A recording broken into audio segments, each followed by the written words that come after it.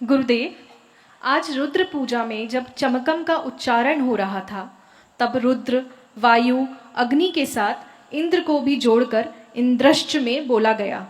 कृपया इसका महत्व बताइए। देखिए, सब कुछ मुझ में है। रुद्र में ये है कि आत्मसात कर रहे हैं सबको। आत्मसात करना माने संबंध बना देना सबके साथ। जो अपना नहीं, जो अपने उनके साथ संबंध नहीं, उसकी ओर मन जाती है।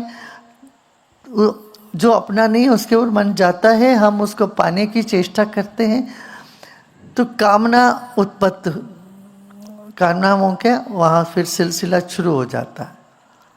जब वो हमारा अपना आत्मसात कर लिया, फिर उसका आनंद हम लेते हैं। जब एक मकान तुम्हारे पास नहीं है तो तुम मकान की कामना करते हो। जब मकान तुम्हारा है, ये तुमने जान लिया, किसी ने आके कह दिया भाई ये तुम्हारा ही मकान है, तुम्हारा दादा का है, अब तुम्हारे नाम पे आ गया। अब तक तो तुम समझते थे कोई क्या किराया वाला मकान में तुम बैठे हुए हो। जब ये पता चल गया ये हमारा ही मकान है, फिर तुम्हारे भीतर वो जो चीज़ों को पाने की तड़प है वो शांत होता है। जब तड़प शांत होता है पाने की, तब सच में उसको तुम अनुभव कर पाते हो अच्छे से। तो सब चीज़ मुझ में है और ये सब मेरा ही स्वरूप है, ये जानने से आनंद उमड़ता है। इसीलिए वहाँ कहा है सब मेरा ही स्वरूप है। गुरुदेव, द्वैत का अर्थ है दो, फिर अद्वैत को एक क्यों नहीं कहा गया? अद्वैत कहने का विशेष कारण क्या है? देखो, एक कहने के लिए भी कोई तो चाहिए। एक कहने के लिए दो की जरूरत पड़ती है नहीं? ये देखो प्रकांड ज्ञान है इसमें। दो नहीं है कहने से फिर एक भी कहाँ है? गिनना हो तो एक के बाद दो तो आता ही है। तो इसीलिए कहा कि दो नहीं है, माने एक, वो गिनती से बाहर हो गया। जब तुम एक कहते हो तब गिनने में तुम चालू हो जाते हो, एक के बाद दो। अब गिन ही नहीं सकते हो तो तुम क्या कहते? दो हो तो गिनोगे। तुम्हारी गिनती की बाहर की बात है, तो एक नहीं है। ये एक का वहाँ नहीं संज्ञा गया, फिर क्या क्या दो नहीं है, ये दो नहीं है।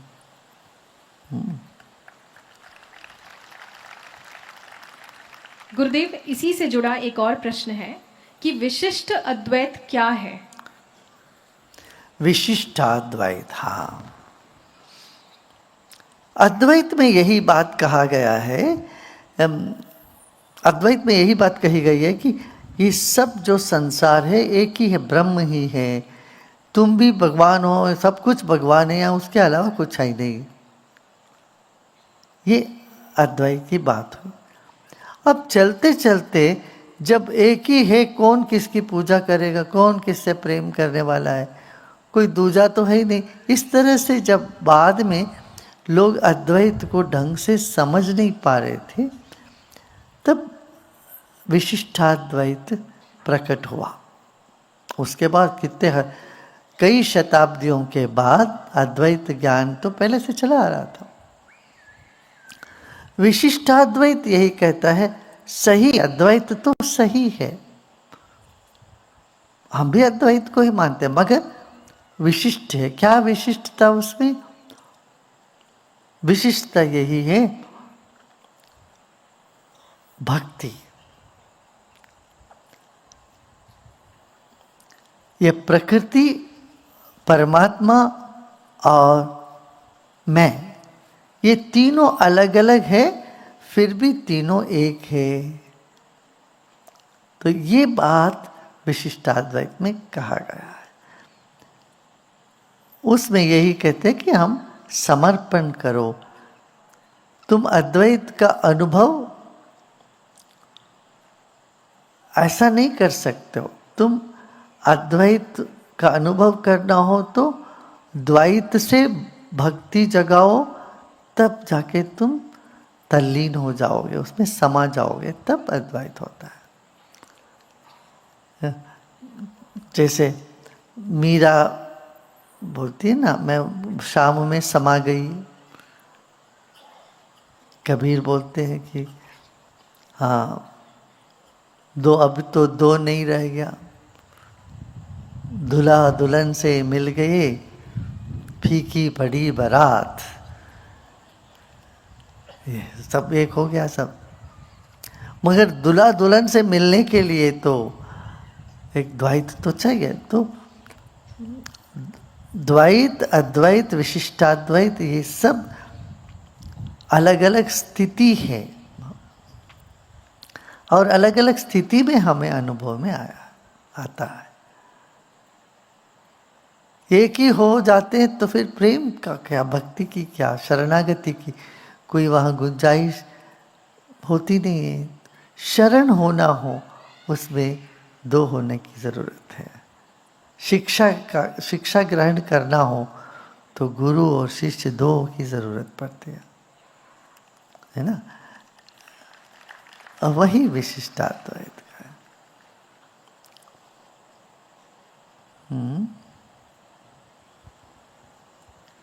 गुरुदेव, हिंदू मान्यता के अनुसार मुंडन संस्कार बचपन में होता है, संन्यास के बाद भी एवं किसी की मृत्यु के बाद भी कराया जाता है। मुंडन संस्कार का क्या महत्व है?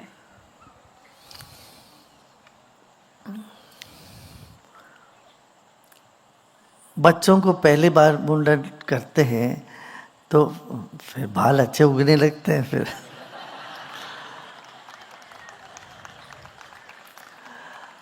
हाँ,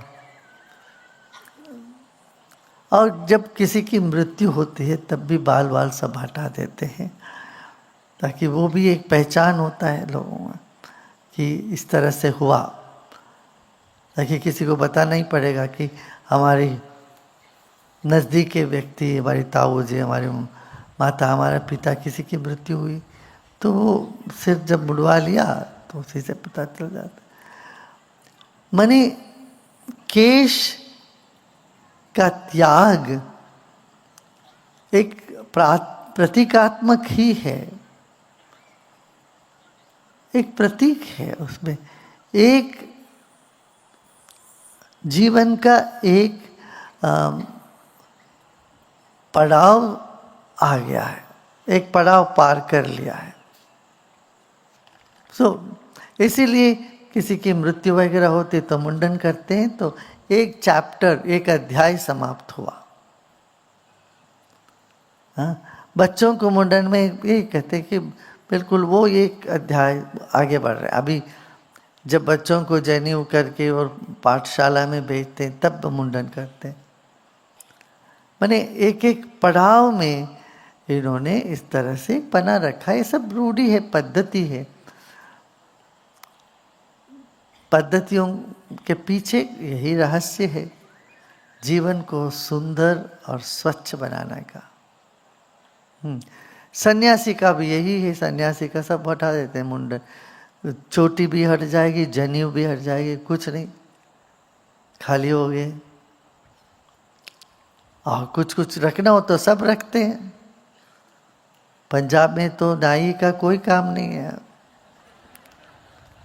ऐसे जहाँ साधु संत महात्मा होते हैं उनका, वहाँ पर भी नाई का कोई काम नहीं, सब केशधारी रहते हैं। तो ये सब अपनी अपनी इच्छा का, अपनी अपनी मान्यता है, इसीलिए दुनिया सुंदर है। यहाँ वैविध्यता ही इसका सौंदर्य है, सुंदरता है। गुरुदेव, आप कहते हैं कि संकल्प से सब कुछ मुमकिन है। कृपया यह बताइए, क्या कोई ऐसा संकल्प है जो एक तरफा प्यार को आपसी प्यार में बदल दे? और अगर हाँ, तो वह संकल्प मंत्र क्या है?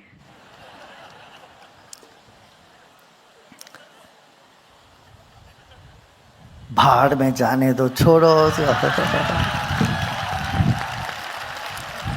कोई तुमसे प्यार नहीं करता तो उसका भाग्य दुर्भाग्य है।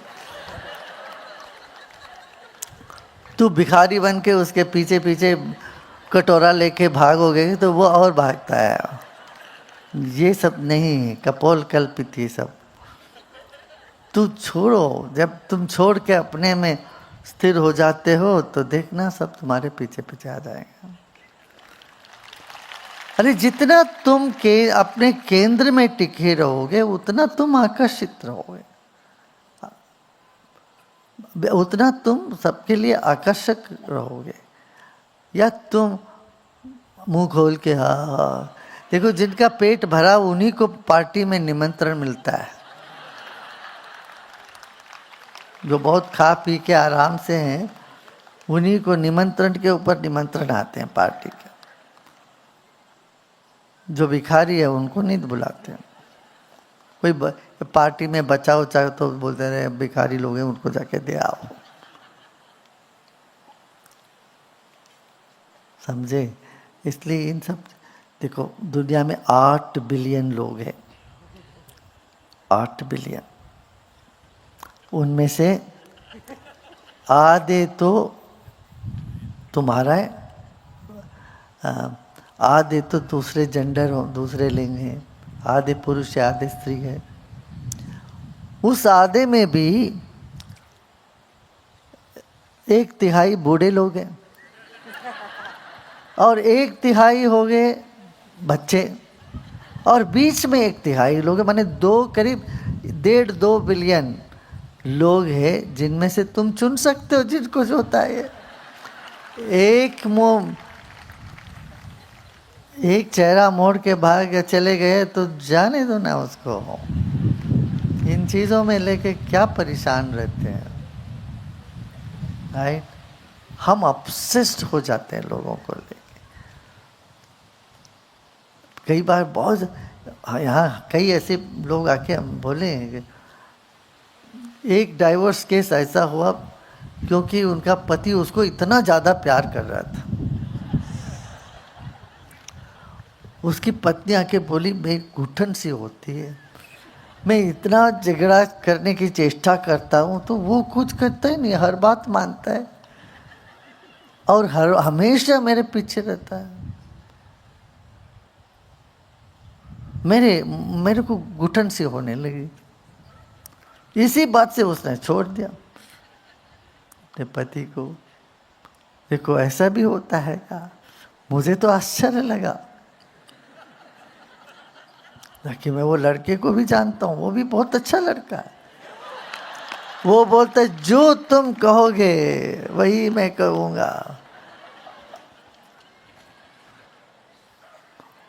रात को तुम दिन कहोगे तो मैं वही कहूँगा। जो तुमको हो पसंद वही बात करेंगे।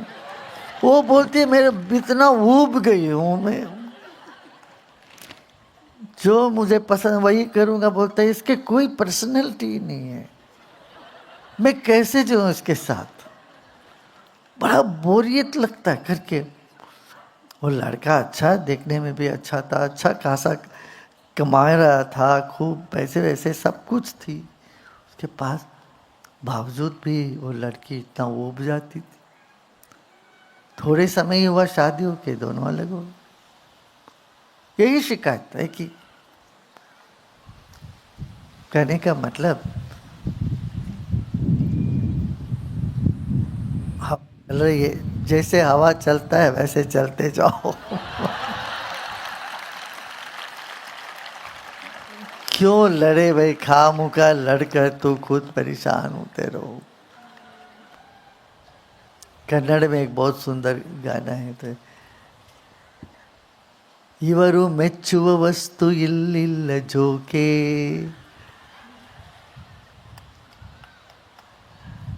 that which these people like, that material is not here.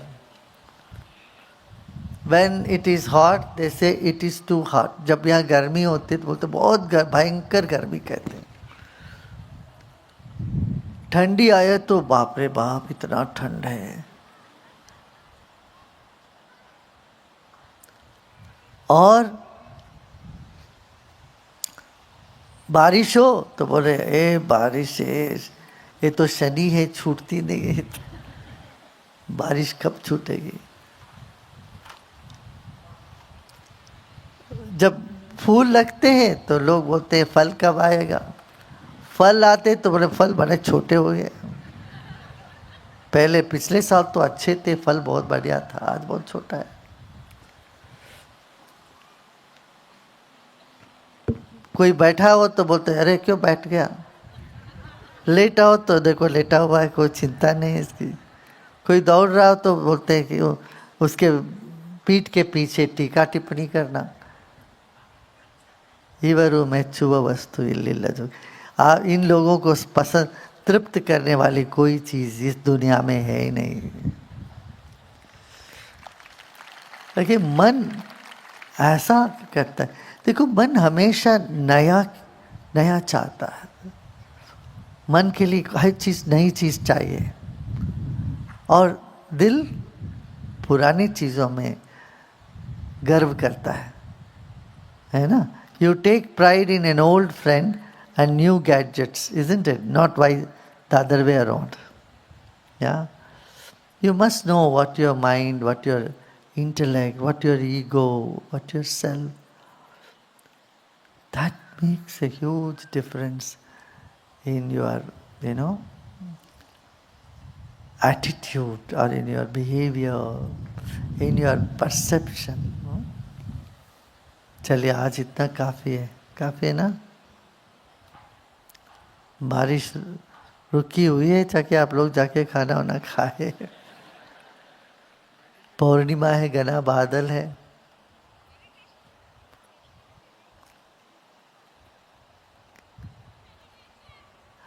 Meditation तो देखो ऐप में है, सत्वा ऐप है ना आप अपने पास।